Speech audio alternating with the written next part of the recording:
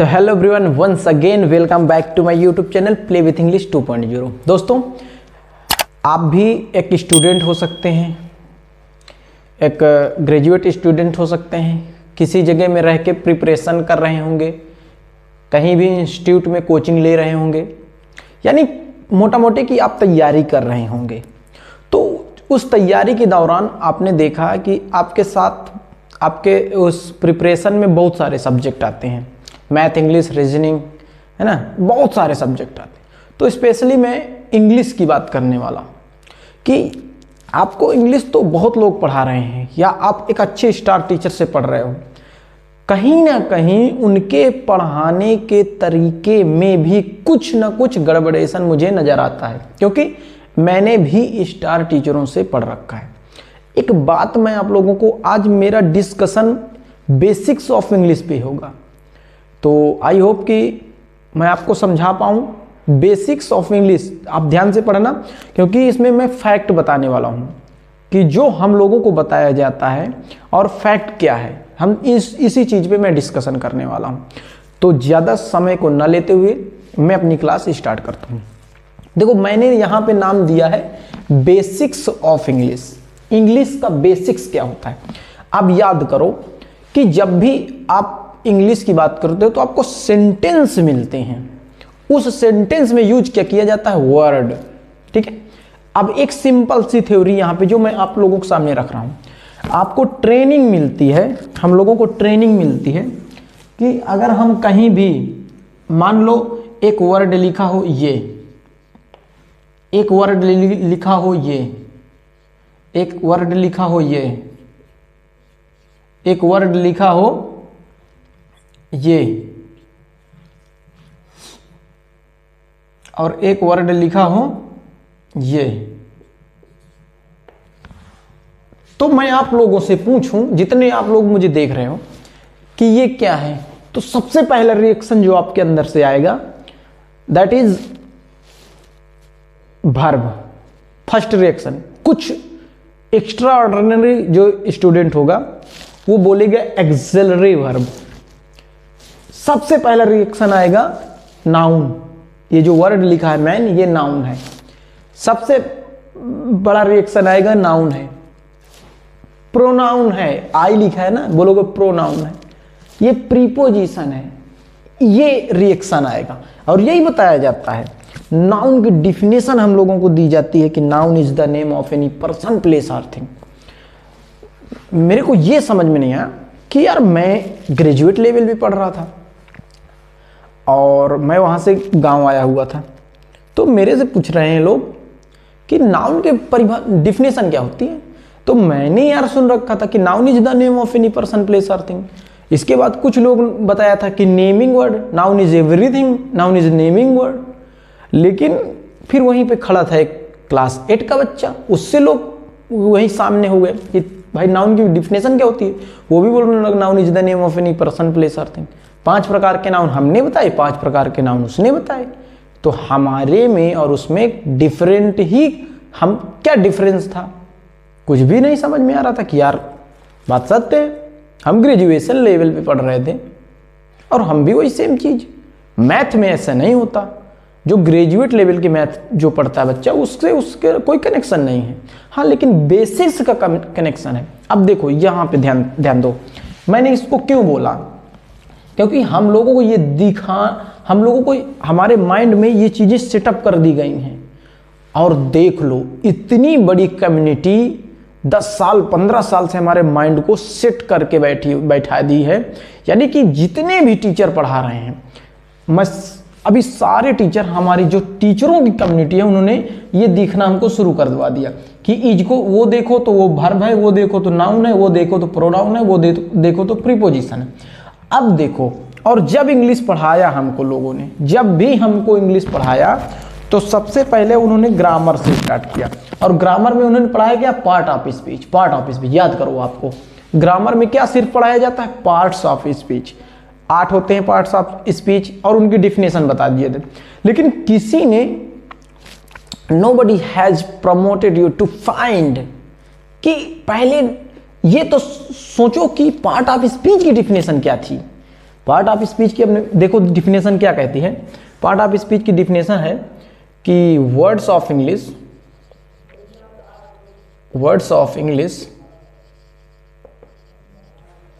On the basis of their functions, on the basis of their functions are divided into 8 categories. ठीक, they are called part of speech. 8 noun, pronoun, verb, adverb, conjunction, interjection, preposition, ये सब किस में आते हैं? इसमें। सबने पढ़ा दिया, सबने रटा दिया कि ना इंग्लिश के सारे शब्दों को उनके फंक्शन के आधार पे 8 भागों में बांटा जाता है। सबने रटाया, सबने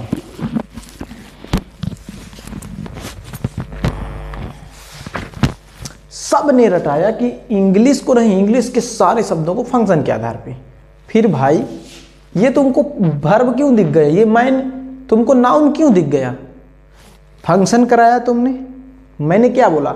सबने रटाया, लेकिन किसी ने हाईलाइट नहीं किया। देखो यहाँ पे on the basis of their functions, यानी इंग्लिश में जितने भी वर्ड हैं 20 लाख 20 लाख वर्ड हैं कम से कम, उन सारे वर्ड को, तो ये भी इंग्लिश के वर्ड हैं, ये जो इंग्लिश के वर्ड आपको दिख रहे हैं, इनका अगर आप फंक्शन करा दोगे तो ये पार्ट ऑफ स्पीच के 8 भाग में से किसी न किसी एक भाग में फिट हो जाएंगे।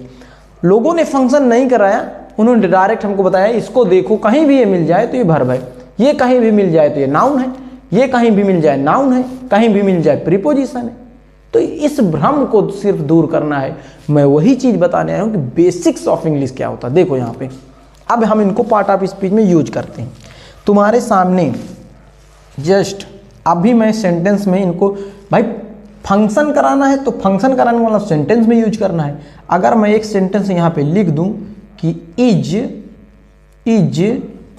आ वर्ब, अब हो गया सेंटेंस, क्योंकि आपके सेंटेंस में सब्जेक्ट है, वर्ब है और आगे कंप्लीमेंट या ऑब्जेक्ट जो भी आप बोलो। स्ट्रक्चर होता है सेंटेंस के कि अगर आपको फुल स्टॉप दिख गया तो वो सेंटेंस होता है। हम मैन को यूज करेंगे। मैंने कहा 3 पुलिस मैन द एरिया। ये लो एक सेंटेंस आपके सामने ये है। हम पुलिस को यूज करेंगे, you should police, you should police your emotions well. हम आई को यूज करेंगे, आई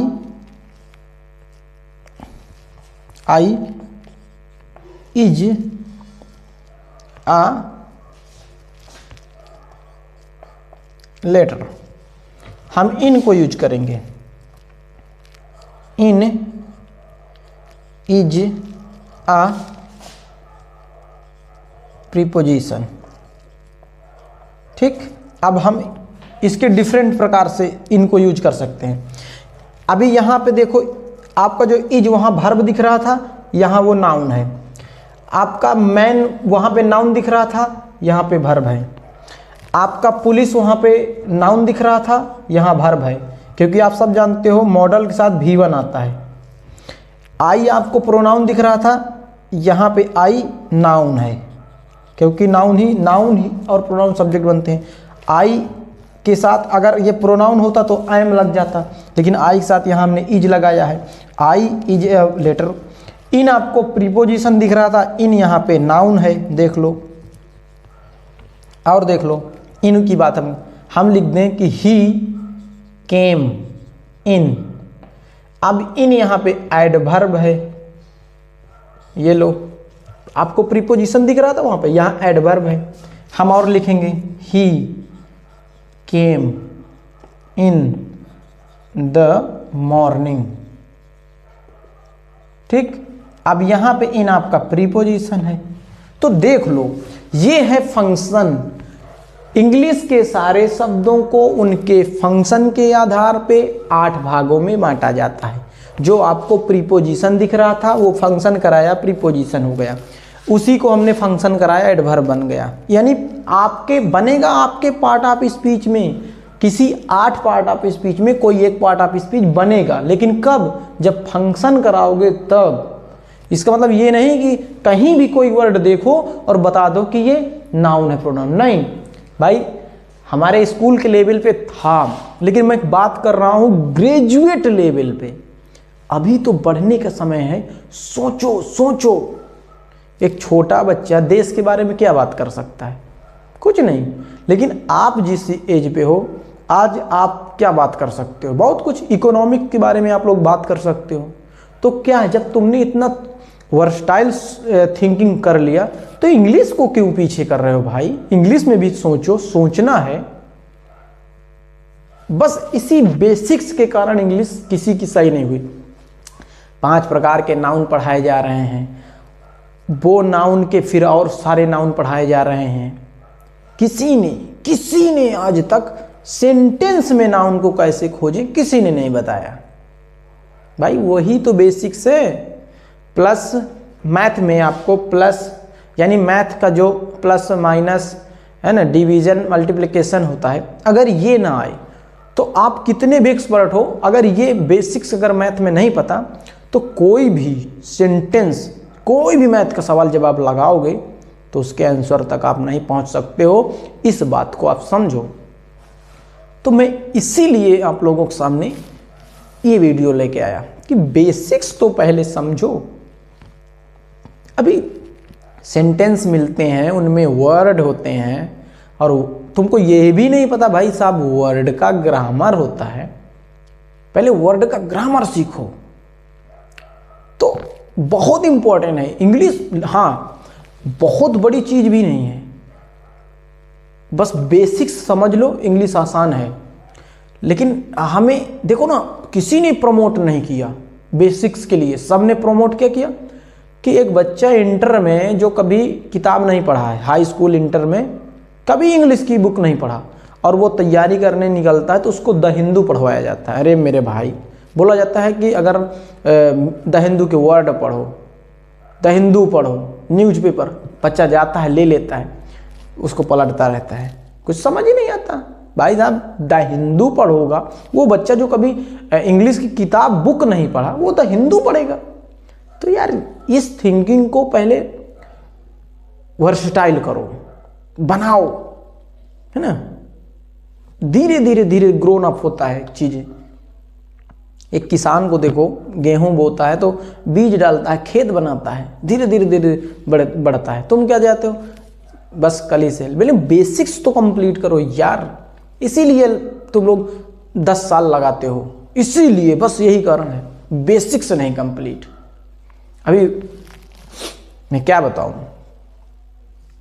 तो हमारी नेक्स्ट क्लास होगी words of English, sorry words, grammar of words, ठीक है। वर्ड्स का ग्रामर हम लोग देखेंगे, क्योंकि हर जगह तो सेंटेंस मिलता है, उस सेंटेंस में। और याद रखना, जिस दिन तुम लोग वर्ड की पहली वीडियो देख लोगे वर्ड्स की, ग्रामर ऑफ वर्ड्स की, उसी दिन मैं आप लोगों से मान लो एकदम प्रॉमिस करता हूं कि जिस दिन आप वो वीडियो पढ़ेगी और आप देखेंगे, उसी दिन फर्स्ट डे पहली ही वीडियो से आप लोग कॉमन एरर बनाना शुरू कर दोगे, और एक अच्छे लेवल का काम कॉमन एरर। वो नहीं कि पहले नाउन पढ़ाओ फिर ये करो, वो सब नहीं, फर्स्ट डे यार, पहले दिन से प्रभाव पड़ना चाहिए, तो वो होगा। बस थोड़ा सा इंतजार करिए आप लोग, कुछ समस्याएं हैं जो सॉल्व हो रही हैं। तो आई होप कि वीडियो अच्छी लगी होगी, और थोड़ा सा आप लोगों को ये दिखाना है, ये थिंकिंग है, सोचो आप लोगों से भी होगा कि क्या मैं सही कह रहा हूँ। अगर ये आप लोगों ने इसको वर्ब देखा था तो इसकी पार्ट ऑफ स्पीच की डिफिनेशन याद करो। फिर अगर तुम लोग इसको ऐसे बता दोगे कि ये वर्ब है तो डिफिनेशन क्या क्या खाक काम करेगी। डिफिनेशन कह रहे हैं कि words of English on the basis of their function, यानी इंग्लिश के सारे शब्दों को उनके फंक्शन के आधार पे हम 8 भागों में बांटते हैं। अब फंक्शन का मतलब होता है उस वर्ड को सेंटेंस में यूज करना। सेंटेंस में जब यूज कर दोगे तो वो फंक्शन होगा, उस फंक्शन के आधार पे उसको 8 भागों में बांटा जाएगा। तो ये होता है पार्ट ऑफ स्पीच का डिफिनेशन।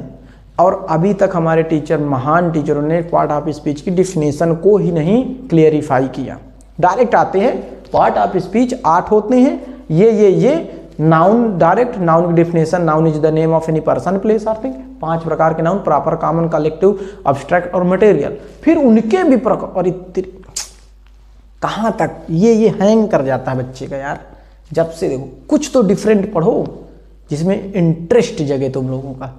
तो हम लोग मिलते हैं ग्रामर ऑफ वर्ड्स पे। तो आई होप कि वीडियो अच्छी लगी होगी, तो मिलते हैं नेक्स्ट वीडियो में, तब तक के लिए जय हिंद।